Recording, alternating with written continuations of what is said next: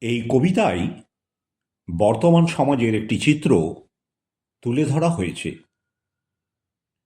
কবিতার শিরোনাম অন্ধকার।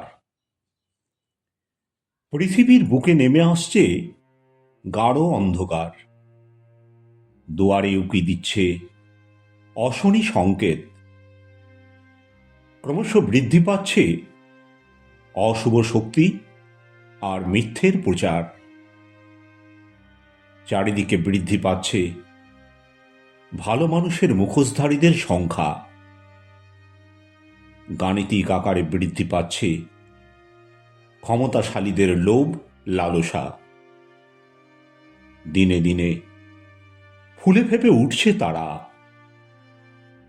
সঠিক ব্যক্তিকে বেছে নিতে নিরীহ মানুষেরা এখন দিশেহারা। প্রতিবাদের ভাষা হারিয়ে ফেলছে তারা। কোনো কাজ পাচ্ছে না শিক্ষিত যুব সম্প্রদায়। হন্যে হয়ে দাঁড়ে দাঁড়ে ঘুরছে তারা রোজগারের আশায়। কখনো বা অভাবে, কখনো বা ভয়ে, কখনো বা মিথ্যে প্রচারে ভুলে সামিল হচ্ছে তারা অশুভ শক্তির দলে। কাজে লাগাচ্ছে তাদের নিজেদের স্বার্থে।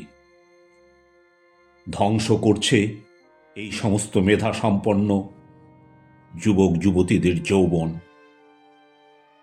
সময় হয়েছে সমস্ত শুভবুদ্ধি সম্পন্ন ব্যক্তিদের জেগে ওঠার এখন। তা না হলে ধীরে ধীরে ধ্বংসের পথে এগিয়ে যাবে এই বিশ্বভুবন। কলমে ও কণ্ঠে রবীন্দ্রনাথ সরকার।